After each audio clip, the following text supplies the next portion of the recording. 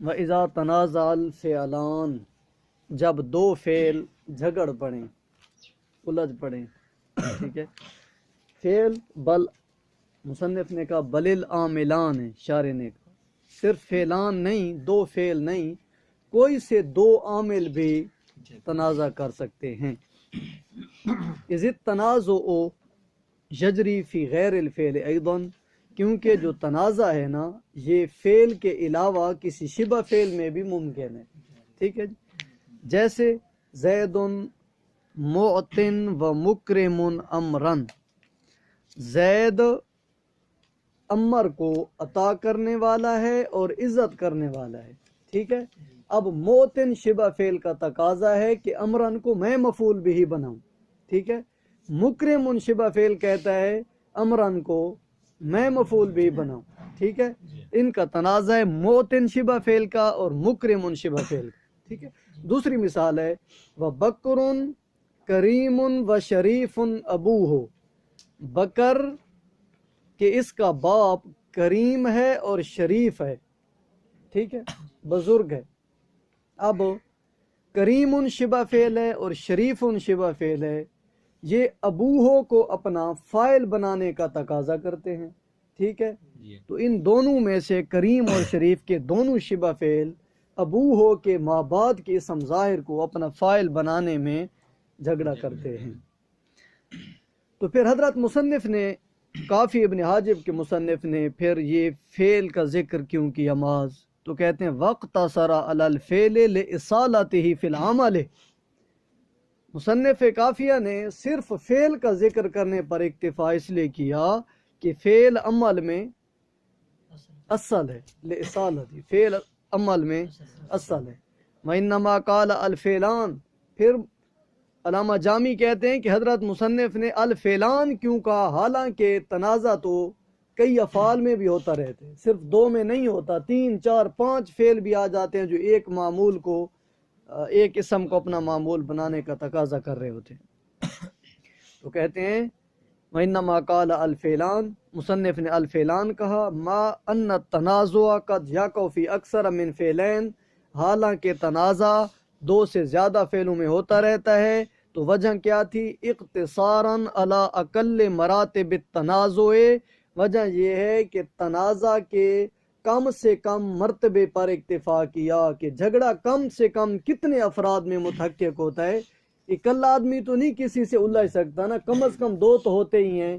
تو کم سے کم جھگڑا کرنے والے افراد دو ہوتے ہیں، وہو الاثنان، اور وہ دو ہیں. اس لیے مصنف نے دو کا ہی ذکر کیا، فعلان تثنیہ کا لفظ ذکر کیا.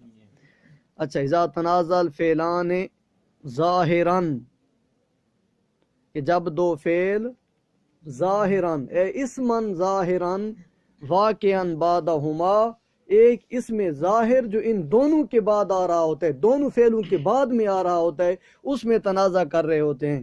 اے بعد الفعلین، یعنی بعدہما کا کیا مطلب ہے؟ بعد الفعلین. ٹھیک ہے. اب بعد الفعلین کی شرط کیوں لگائی؟ کہتے ہیں اذ المتقدم علیہما، کیونکہ اگر کوئی اسم ان دونوں سے پہلے آ جائے، ان دونوں فعلوں سے پہلے ہے تو تنازع نہیں ہے.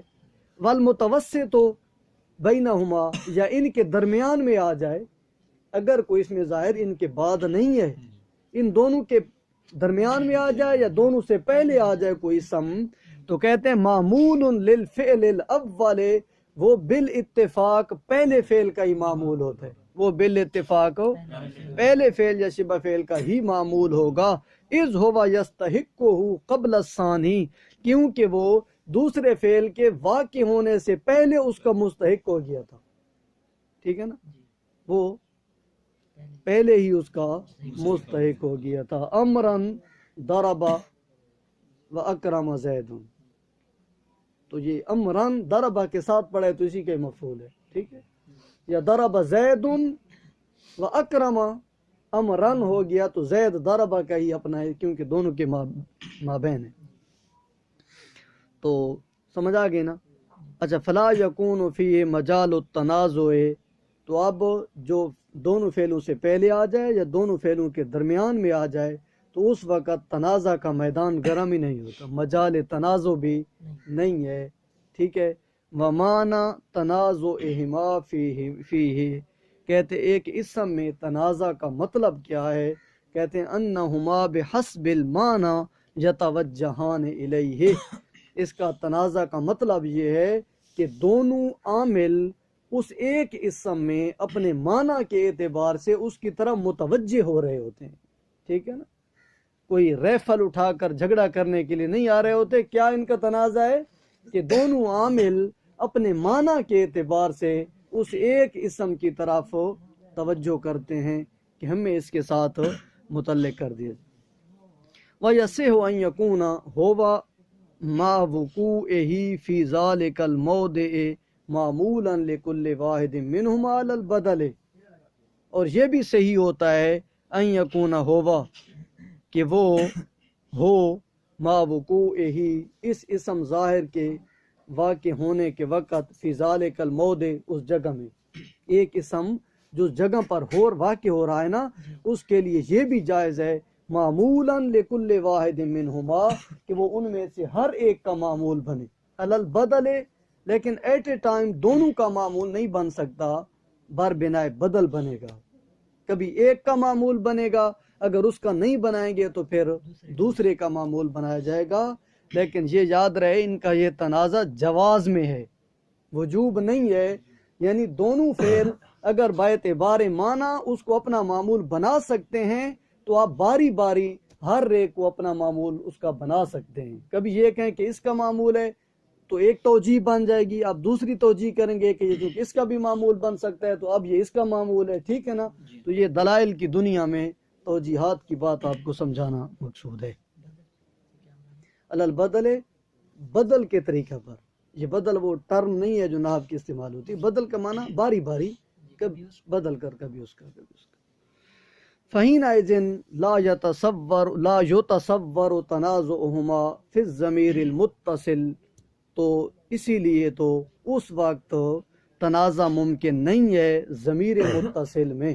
اگر کسی ایک کے ساتھ ضمیر متصل پڑی ہے پھر تو تنازع ہے ہی نہیں. کیوں؟ بار بنائے بدل کسی دوسرے ہر ایک کو معمول اس کا نہیں بنا سکتے، ٹھیک ہے نا؟ کیونکہ ضمیر متصل جس فعل کے ساتھ چمٹی پڑی ہوتی ہے وہ اسی کا ہی معمول ہوتی ہے، اس میں بدلیت کا وہ نہیں ہوتا، ہاں تصور ہی نہیں ہوتا. لأن المتصل الواقع بعدهما يكون متصلا بالفعل الثاني، کیونکہ جو ان دونوں کے بعد متصل ضمیر واقع ہوگی تو ضروری ہے وہ دوسرے فعل کے ساتھ ہی متصل ہوگی نا. جب یہ بھی شرط ہے کہ دونوں فعلوں کے بعد میں ہے معمول اور وہ معمول ضمیر ہو تو ضروری بات ہے دوسرے کے ساتھ ہی چمٹ جائے گی، ضمیر دوسرے کے ساتھ ہی متصل ہوگی. تو وَهُوَ مَا كَوْنِهِ مُتَّصِلًا بِالْفِعْلِ الثَّانِي، تو وہ اس وقت کہ جب فعل ثانی کے ساتھ متصل ہوگی تو لا يجوز ان يكون معمولا للفعل الاول، اب فعل اول کا اسے معمول بنانا جائز نہیں ہے. دوسرے کے ساتھ جو متصل ہے تو اسی کا ہی معمول ہے، ٹھیک ہے جی. کما لا یخفا یا لا یخفا، جیسا کہ یہ بات مخفی نہیں ہے.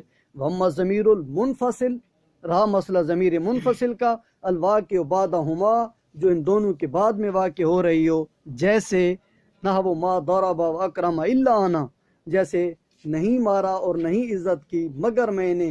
اب الا انا کی صورت میں بھی کیا ہے؟ ففیہ تنازع، اس میں بھی تنازع تو ہو رہا ہے، ٹھیک ہے نا؟ تنازع تو ہے کہ میں نے مارا ہے کہ میں نے عزت کی ہے، ایک بات ہے نا، تنازع تو ہے. لیکن لا یمکن قطعہ بما ہوا طریق القطع عندہم، لیکن یہ ایسا تنازع ہے جو ختم نہیں ہوتا. ہم اس تنازع کی بات نہیں کرنا چاہتے جو آپ کو صدیاں جھگڑے میں رکھ دے. ہم اس تنازع کی بات کرتے ہیں جو جھگڑا ختم بھی تو ہو سکے نا. ایسے تنازع میں ہم آپ کو نہیں دھکیلنا چاہتے جو قطعی نہ منقطعی نہ ہو سکے. تو کہتے ہیں یہاں تنازع ہے، لا یمکن قطعہ، لیکن اس کو ختم کرنا ممکن نہیں. بما ہوا طریق القطع، اس طریقہ سے جو ختم کرنے کا طریقہ ہے. عندہم، نحویوں کے نزدیک وہ کیا ہے؟ وہو اضمار الفاعل فی الاول عند البصریین، کہ بصری نحویوں کے نزدیک پہلے فعل میں آپ فاعل کو مضمر مانیں گے. پہلے فعل میں اب فاعل کو مضمر مانیں گے اور دوسرے فعل کا اس کو عامل بنا دیں گے، ٹھیک ہے نا، کوئی بھی ہو اینی ون، یہ طریقہ بتا رہے ہیں کہ جب بھی تنازع ہوتا ہے نا، ضرب و اکرم زید، مارا اور عزت کی زید نے، تو اب بصری نحات کیا کہہ دیں کہ ضربہ میں ہوا ضمیر فاعل ہے اور جو زید ہے وہ اکرم کا فاعل ہے، اکرم اکریم اس کے ساتھ پڑا ہے، ٹھیک ہے۔ تو تنازع کو جب ختم کرنے کی بات کرتے ہیں تو بصری اپنا موقف یہ بتاتے ہیں کہ پہلے فعل میں آپ فاعل کو ضمیر مضمر مانتے ہیں، وفی الثانی عند الکوفیین، اور جو کوفہ کے علماء نحو ہیں وہ کیا کہتے ہیں کہ ہم دوسرے میں ضمیر مانیں گے، ٹھیک ہے نا، ضرب و اکرم زیدن ہے نا، تو وہ کہتے ہیں ضرب فعل، زیدن اس کا فاعل جو بعد میں پڑا ہے، ٹھیک ہے نا، وہ عطف اکرم فعل اس میں ہوا ضمیر فاعل۔ یہ جھگڑے کو ختم بھی تو کرنا ہوتا ہے، تو تنازع جب ختم کرتے ہیں تو بصری کیا کہتے ہیں، پہلے فعل میں ہم ضمیر کو فاعل مانیں گے، مضمر مانیں گے، کوفی کیا کہتے ہیں دوسرے میں ہی مانیں گے، ہاں، لأنه لا يمكن اضماره ما الا۔ اب یہ صورت جو ہمارے سامنے ہے نا، تو اس میں تو کیا ہے، نہیں مارا اور نہیں عزت کی مگر میں نے، مگر میں نے جب ہے نا تو معنی کی تکمیل کے لیے اللہ کو ساتھ مضمر ماننا پڑے گا، ٹھیک ہے نا۔ ناوی اگر بصری ہوں گے تو وہ ضربہ میں جب ہوا ضمیر نکالیں گے تو وہ ساتھ یہ بھی کہنا پڑے گا کہ اللہ ہوا ہے، ٹھیک ہے جی۔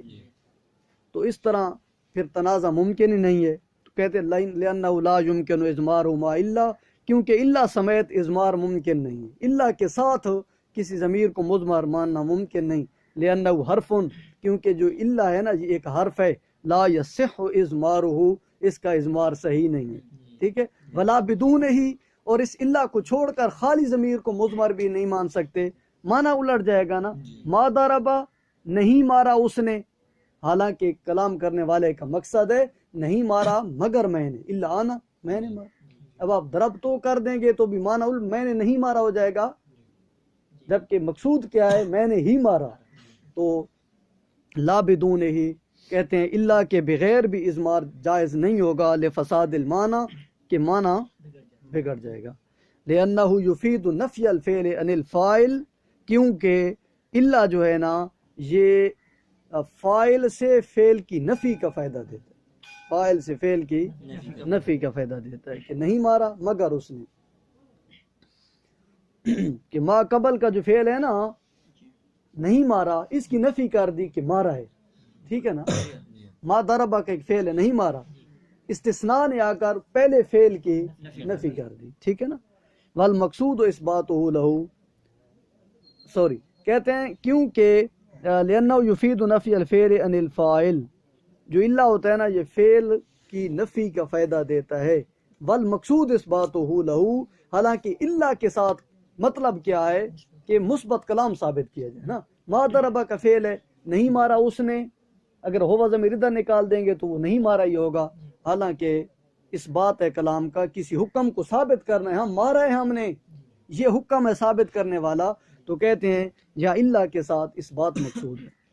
ومراد المصنف بالتنازع ہا ہنا، کہتے ہیں حضرت مصنف یعنی کافی ابن حاجب کے مصنف کا مقصود تنازع سے کیا ہے، ہا ہنا یہاں، کہتے ہیں ما یکون طریق قطعہ اضمار الفاعل، ٹھیک ہے، کہتے ہیں مصنف کا مذہب یہ ہے کہ تنازع کو ختم کیا جائے جس کا طریقہ فاعل کو مضمر ماننا ہو، فاعل کو مضمر مان کر تنازع کو ختم کیا جائے، فلہذا خصہ بالاسم الظاہر، اس لیے تو مصنف نے اسم ظاہر کے ساتھ اس تنازع فعلین کو خاص کیا، ضمیر والی بات جامی علیہ الرحمہ لے آئے ہیں، کافی ابن حاجب نے تو صرف اسمن ظاہرن کہہ کر بات کو ختم کرنے کی طرف توجہ۔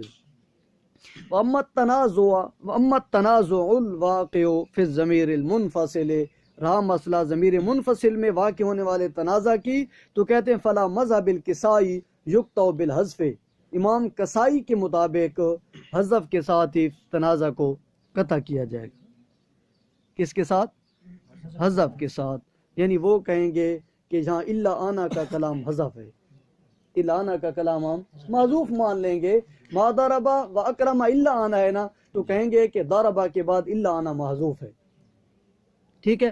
واما علی مذہب الفراء، رہا مسئلہ امام فراء کا مذہب، تو وہ کہتے ہیں فیا ملان معان، یہ دونوں فعل ایٹ اے ٹائم ایک ہی معمول میں عمل کرنا شروع کر دیں گے.